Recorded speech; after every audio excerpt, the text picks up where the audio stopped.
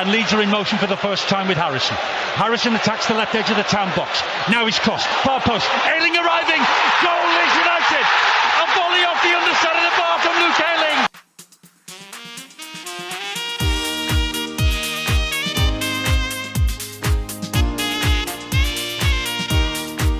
Welcome to Off the VAR, brought to you by the Orta No Better podcast. I'm joined today by Luke. How are you, Luke? Not too bad, Karl. How's things, mate? Not too bad at all. I'm buzzing after the game yesterday now, which is absolutely still in the back of my head. And we have a special guest on the show today. It's FAI League of Ireland referees assessor Jimmy Blake. He's going to be on, hopefully, on a weekly basis and give us an assessment of how the referee got on and his opinion on different decisions that went either way, and hopefully get a bit of an insight into the mind of a referee rather than us just sitting there slating them on a daily basis. So Jimmy, if you wouldn't mind just giving us a brief background as to how you got to where you are in the FAI and your refereeing history, if you wouldn't mind. Yeah, my name is Jimmy Blake. I live on the west coast of Ireland. I was a referee for 35 years with the Football Association of Ireland. Back in 2009, you remember my late wife Marion, who was also an English girl from Birkenhead. She died suddenly, and around that time I was approached by one of my mentors, a lovely chap, God rest him, by the name of Willie Bradley, who was a former UEFA and FIFA referee. Willie approached me and he asked me would I come on board as a referee observer. I thought about it for a while and I decided, yes, I'll come on board. So for 12 years, I've been assessing referees at matches. Now, the job of a referee assessor is not to train referees as such, but to go to a game, take notes during the 90 minutes of the game. After the game is over, pop into the dressing room, sit with the referees, discuss the 90 minutes and any issues that they would have or any issues you would have about their performance. And it's not to be negative or to slate, it's to be positive, to try and improve the performance. That's basically what it is. To upgrade referees to grade 1 status. There's a different grading system here in Ireland as in other parts of Europe, like in England. So that's part of my job, is to upgrade referees as to how I think they would perform at a higher grade than that. So basically that's what I do, Karen. Oh, brilliant. That's good insight, Jimmy. I appreciate that. We'll go on to the game now. Yesterday, I'm not sure anyone would know on the podcast, but Jimmy has been a lifelong Leeds United fan like myself, and he was a good friend of my dad. So he's been watching the Whites now for longer than I can probably remember. What we'll do is we're all a bit excited about the result yesterday, but we're going to talk about the man in the middle today, and we're just going to get a bit of an insight into some of the decisions that went our way and didn't go our way. And Jimmy is going to kind of give us his breakdown of the assessment of the referee. And Luke, if you have any questions during it, feel free to jump in and ask Jimmy away there. He's here to help. Jimmy, if you wouldn't mind, maybe. Sorry, Luke. Sorry, yeah, I was just saying I certainly will. Sound. Jimmy, if you wouldn't mind, maybe the first half, what was kind of the talking points from a referee's perspective that you would have looked at coming into the end of the half and throughout the first half? Sometimes, we can be very critical of the referees and their overall performance in the game. But with the inception of VAR, it caused a lot of difficulties, a lot of issues and problems for referees. It has taken away, really, from the referee's ability to make decisions on the pitch. So let's get that out of the way first. VAR has done nothing to help the game other than cause severe controversy throughout the game. I thought his performance in the first half yesterday was very, very good. He allowed a lot on both sides, tackles that normally other referees I thought would have pulled for on that. The issue of yellow cards was warranted, and that it took him a while before he actually reacted to issuing of yellow cards. His overall performance, his fitness level was very, very good. He seemed to be not too far away from the play. Now, obviously, we can't hear what he's saying to the players, but it appeared that when he was talking to players, he wasn't talking them down, that he was talking to them, which is a very, very positive thing for referees. Some referees, think that they are bigger than the game, that the game beneath them. But he didn't. He came across as the type of bloke that a player could go to. Now, there was issues where where players were very vocal towards him. Maybe I felt he could have dealt with it a little bit better and that. But I think his demeanour showed them that he just wasn't interested in listening to whatever they had to say or whatever. Just get on with the game. I'm here to do a job. You're here to do a job. Overall, I thought the first half he had a fantastic performance. I don't think anyone could fault his performance. Yeah. What did you make of it, Luke, in the first half yourself? Yeah, absolutely agree. I thought Chris Kavanagh was spot on yesterday in his performance as a referee. I don't think he put much wrong. I think he let the game flow, as you rightly say. Ref the game in a relatively positive light. There didn't seem to be much. There was no sort of crowding the referee with bag tackles. Great example was the Liam Cooper challenge, which was an absolutely fantastic challenge, by the way. And Perez just got up and carried on playing. There was none of that. Look, he obviously had the respect. Can I come in there, Luke, with regards to that tackle? Other referees would have viewed that, different, I feel, and that. But, I remember having a drink with Johnny Giles a couple of years back, and we were discussing, the likes of the Ronaldos and the Messis, and I always remember what he said to me. Jimmy, he says, if Norman Hunter, he says, tackled one of those players, he says, they wouldn't be rolling around. He says, they just wouldn't be able for it. But I thought it was a great decision on that. But some other referees may have viewed it that, you see, the criteria for free kicks is what degree of force was put into the tackle, and that. Was it dangerous? There was nothing dangerous about it, but there was an element of force involved in it. Now, that can actually be penalised. It can actually warrant a card. But he did make full contact with the ball, and the player was second. He didn't follow through where he brought the player down. The player was actually brought down by the force of the ball going from under him, and it was a brilliant decision by Chris Kavanagh to wave play on. Yeah, I fully agree. Yeah, absolutely. I think there was some of the decisions in the first half where there might have been one or two we were kind of looking at. There was one on Dallas and on the edge of the sideline, and he got absolutely walloped, and then he didn't get a free kick for it. And then about 30 seconds later, there was one where it was pretty much the same as what Dallas had just done. But then I think it was Forfan, is it, or Forfan? The Dallas incident.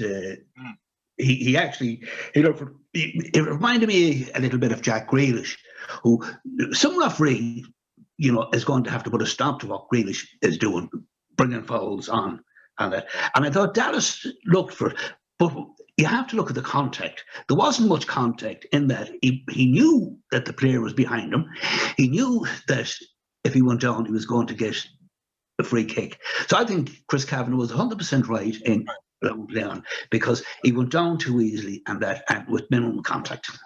There's a lot of that at the moment. We call it sort of famously the alien flop, and Leeds players were doing it quite a lot yesterday. But there's a lot of it in the modern game. They sort of feel a touch on the back, and they think that warrants them the right to win a free kick.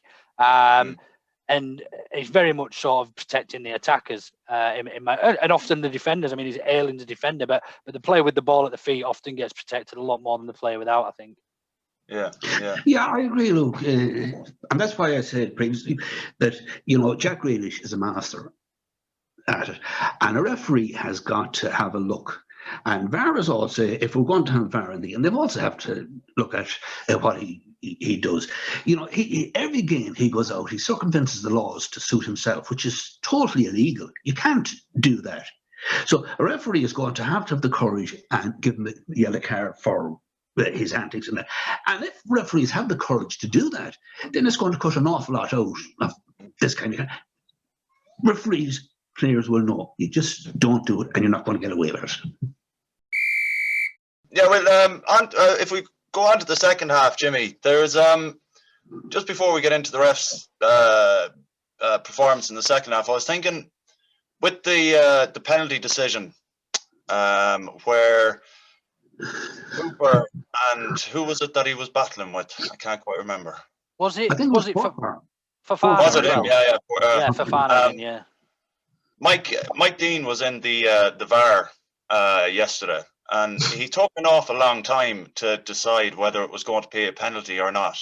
What was his thought process behind making that decision? Because was 6 of one and half a dozen of the other, or was he looking for something specific to try and give it? Well, if you go back a couple of seasons ago, UEFA made a decision with regards to corner kicks or free kicks outside the area that the pulling and dragging was going to have to stop, and it was to be penalised by a penalty.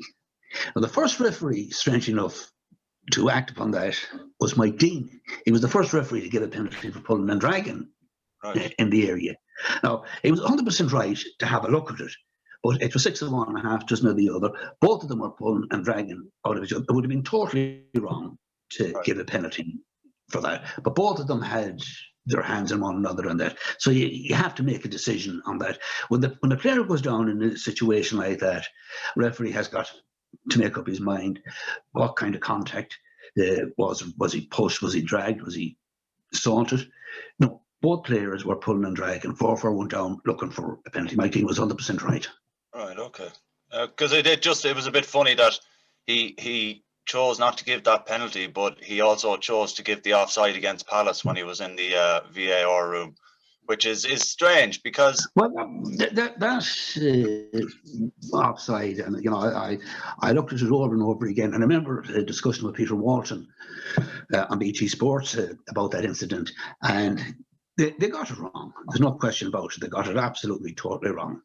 There was a similar one. There was a similar one the other day with Danny Ings, wasn't there? Yeah. Well, the Danny Ings one, you have to look at his position. The offside law stays clear, and this is where the Premiership is creating some controversy with VAR and with their own dealings with issues like that. Ings made an attempt to clear the ball, and if a player is in an offside position and a defender plays the ball and it comes off him, then you're entitled to challenge for it. You're not interfering with play. You would only be interfering with play. If you go back, there was a recent one in the Italian league with Ronaldo, where he came from an offside position, and when a player received the ball, he tackled the player that was in receipt of the ball. Now, he came from an offside position. The player that was in receipt of the ball hadn't lost the ball. He was still in position off the ball. So therefore, Ronaldo came from an offside position and got actively involved in play. Whereas Ings one, he made an attempt to clear the ball came off him. So the player was entitled to make a play for the ball, which is within the laws of the game. Now, they have recently decided that they were going to tweak the offside laws. It's mind-boggling to see some of the assistant referees and the ways that they deal with the offside. Maybe a minute after a play, the flag goes up. Absolutely, totally wrong. You guys wouldn't remember this incident, but I remember a long, long time ago, I think it was Derby County that actually won the title that year. Leeds United played Wolverhampton Wanderers, and the law stated clearly at the time, it didn't make a bit of difference where you are in the pitch. If you were in an offside position, you were offside. There was a Wolves player on one side of the pitch, about 3 or 4 yards in an offside position. The referee allowed play go on. As a result, Leeds United lost the Division 1 title over that incident. Now, I'm sure you could Google this. There was ructions after the game. Some elderly people come on the pitch and they vented their anger towards the officials. It was the wrong decision. It should have been ruled offside. But for assistant referees, and I feel sorry for them because they're told to wait. Now, how long do you have to wait? If a player gets the ball, touches the ball, if they're in an offside pitch, then the flag should go up because they become what they call active. So to wait, a minute or two until the ball is crossed maybe in the back of the net before you put the flag up, it's just ridiculous. But I do know through the instructions that we get from UEFA that they are going to tweak the laws. They're going to change them around a little bit at the end of the season. You've obviously made your opinions on VAR. Would we miss it then if a decision went against us and they scrapped it? Well, one of the things that I've been saying about VAR, and I'm sure it's the same, in pubs through the width and breadth of England, the same it is in Ireland. You lose that little bit of interest, that little bit of contact with, the person you're having a jar with. The debate has gone out the window with regards to, was he offside? Was it a penalty? That's all gone. You don't have that contact now, because of VAR. I think VAR has destroyed the game. I don't think it should ever have been brought in. VAR have got it wrong as many times as officials got it wrong without VAR. So what benefit is it other than holding the game up? It doesn't make any sense. We're fortunate here in Ireland. We don't have it, and we're not going to use it in the League of Ireland. And rightly so. I've seen incidents in League of Ireland games where I'd say, well, if VAR was here, it would have been a different decision.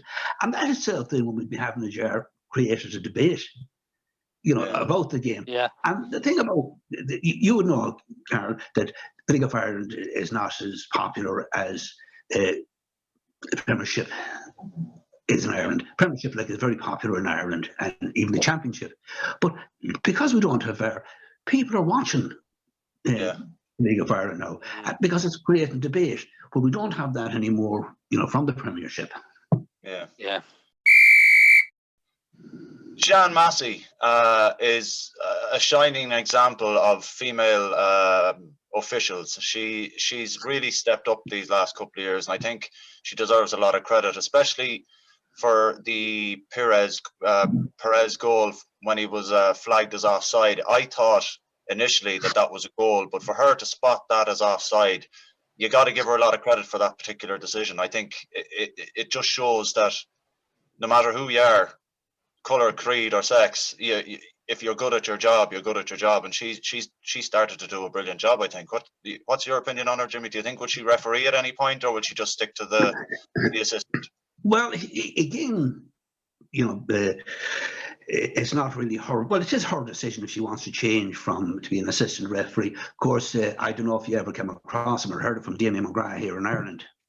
Yeah, I know Damien, Yeah, I brought Damien into refereeing as a very young lad. He's a secondary school teacher. We got him into the School of Excellence. Now, Damien was trained as an assistant referee. It was his best attribute in the game, a fantastic assistant referee. He was the most decorated Irish official of all times. Chap with him, Alan Kelly, who was on the FIFA panel for quite a number of years, had a falling out with the FAI, but had a big contract lined up in America with regards to training and looking out for the referees in America.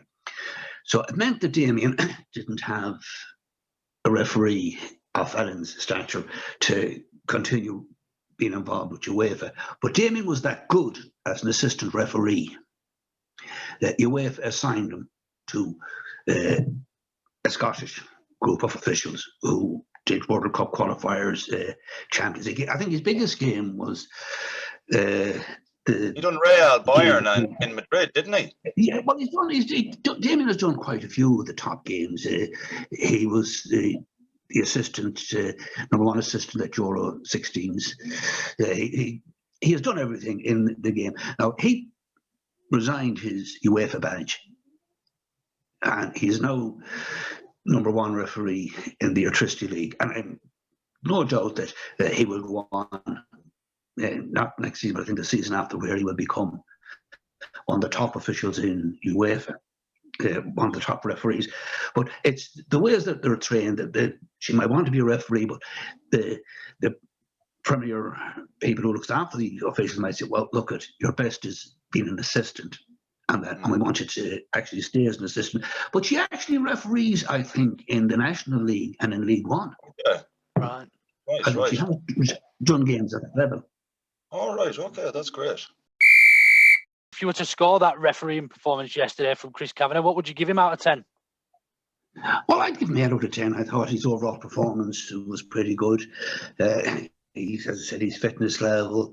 I remember one of my mentors said to me one time that a whistle is not for sucking on, it's for blowing on, which is quite true. I thought his use. Well, it's a strange thing, but a whistle can dictate an awful lot of what happens in the game, but the different sounds, the ways the referee applies the use of the whistle. And I thought Chris Kavanagh did very, very well in that respect. I thought overall he was very good. It was a lot of issues that he could have dealt with by cards and that, but he allowed the play to flow, and he wasn't finicky bringing back play and stopping it. I mean, I think it was in one of the games I watched the weekend where I just couldn't believe it. There was a couple of foul throws Yeah. in it. And for referee, to stop, I mean, if a foul throw, if you don't take it from where the ball goes out, it's a foul throw. And I've seen players yesterday on both sides, walking 3 or 4 yards up the pitch. And he was right, just let it go, get on with it. I thought he was very good overall. Fantastic, yeah.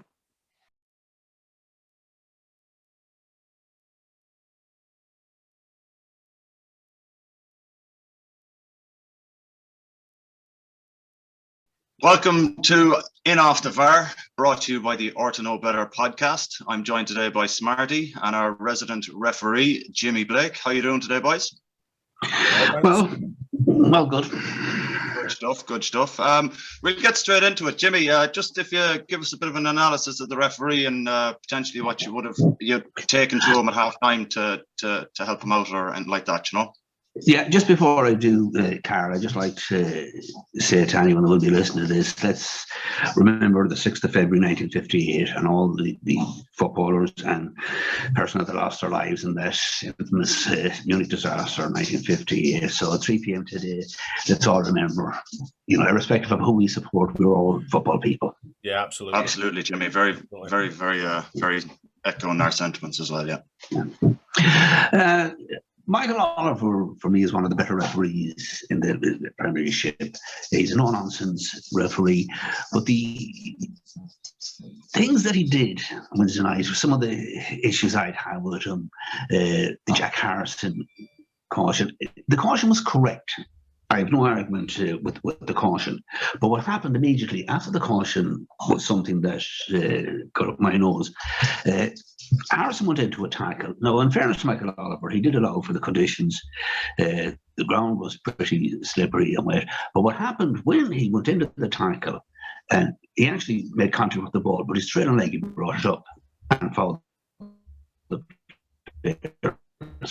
So I have no issue whatsoever with that. But what happened immediately after that, I think it was Matthias Klitsch, who was literally dragged back in, or just outside the area as he was defending. Yeah. There was no action taken there. So there was a little bit of inconsistency with some of his decisions. I thought that deserved a card because there was no attempt to play the ball whatsoever, where in Harrison's case, there was an attempt to play the ball. Now, he could have easily just ignored it and let it go on, but it was a foul, it was an offence.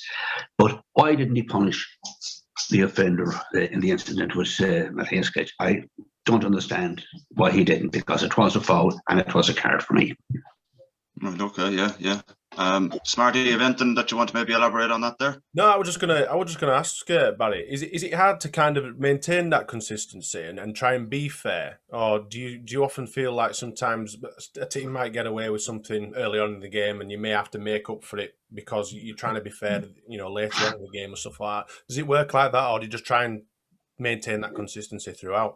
Well, look, I know that's a train of thought by a lot of pundits and a lot of people that a referee will give a penalty and he'll be damnedest to give, to make up for it, to give the stop penalty, to make up for it to the opposite. That's totally untrue.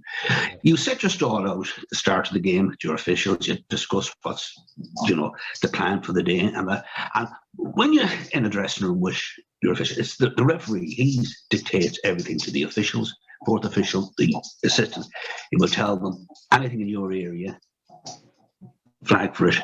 If I don't think it's a foul, I'll just give you the signal, drop the flag, and that.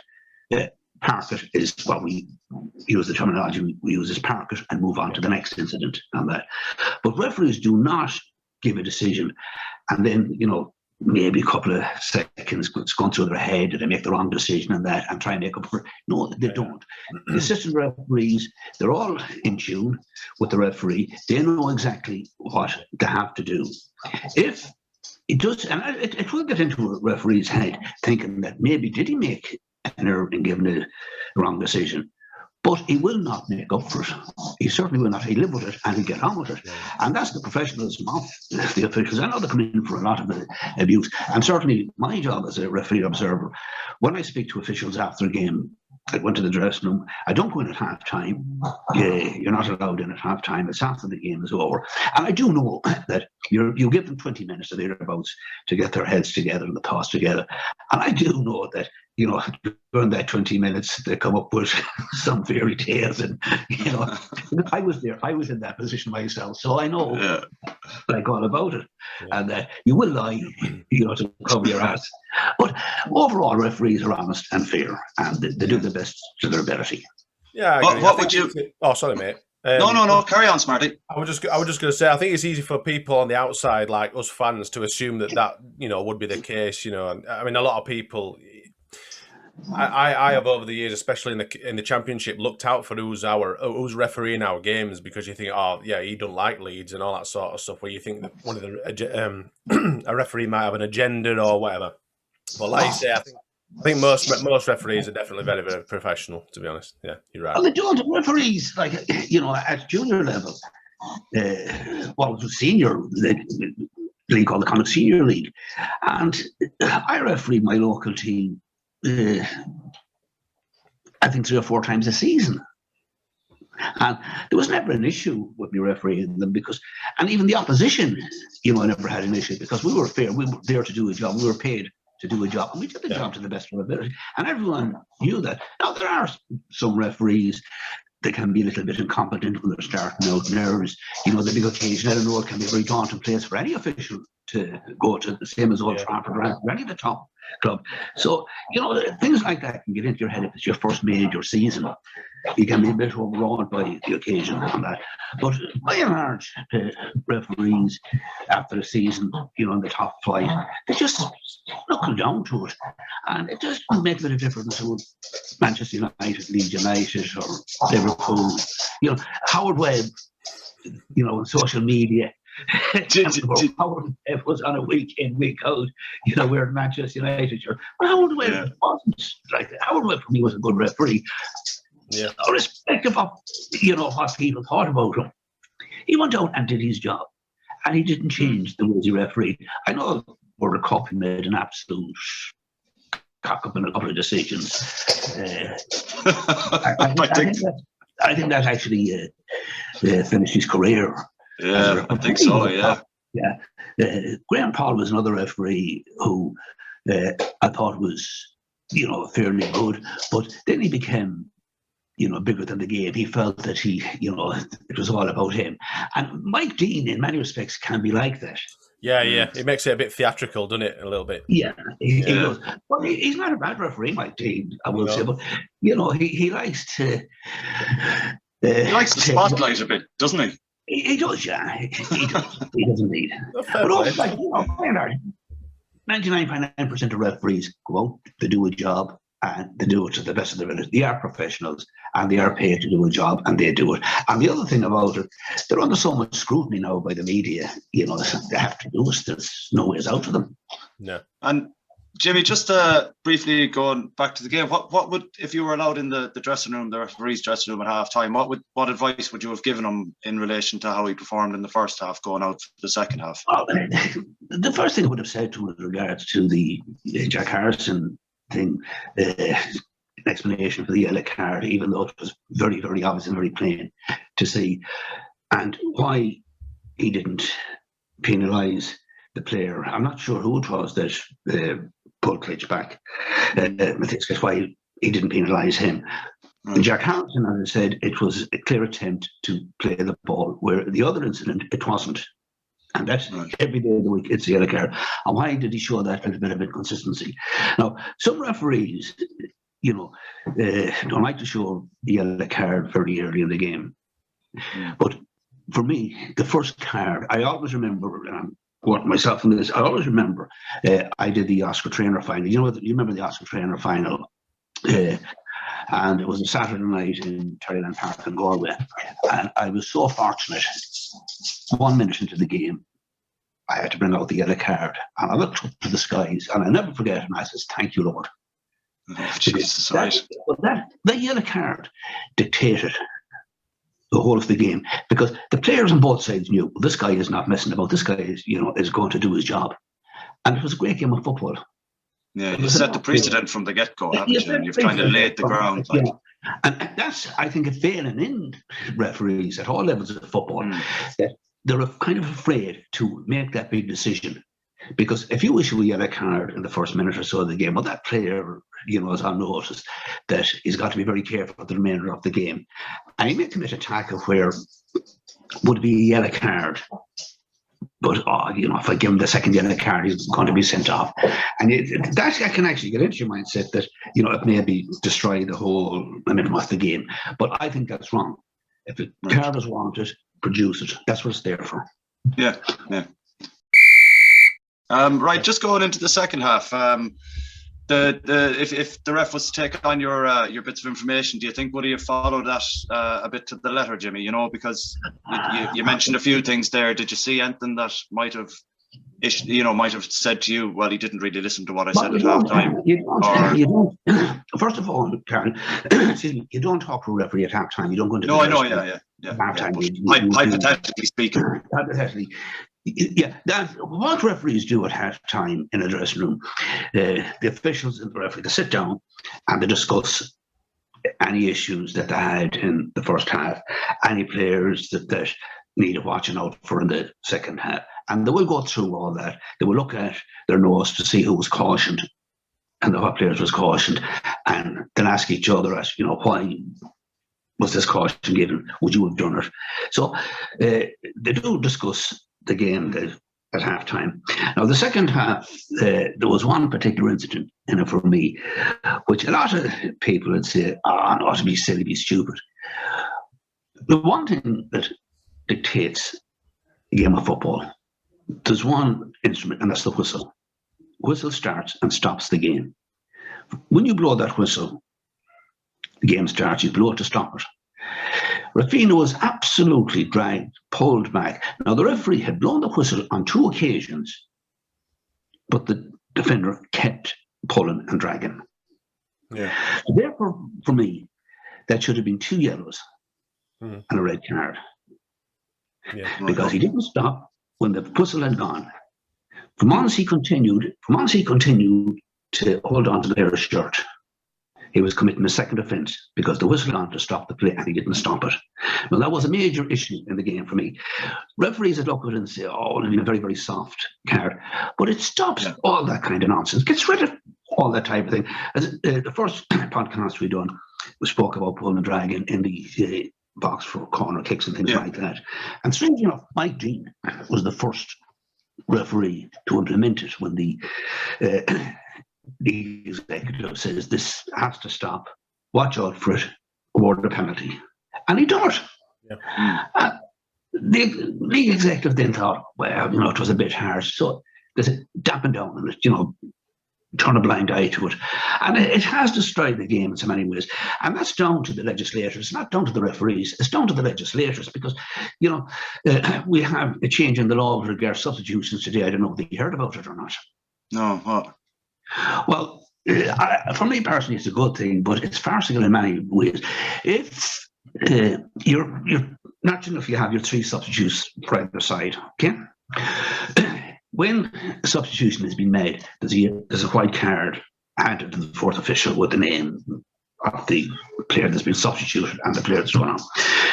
Now, for a concussion, there's a green card. It takes maybe 2 or 3 minutes for the doctor to decide whether Karl or Smarty is concussed and they have to come off. Yeah. And you can bring 2 players on for 2 concussion. Yeah, all right, okay. Right. For 2 incidents, so to speak, yeah. Yeah, for 2 incidents. Now, this is where it gets a bit complicated.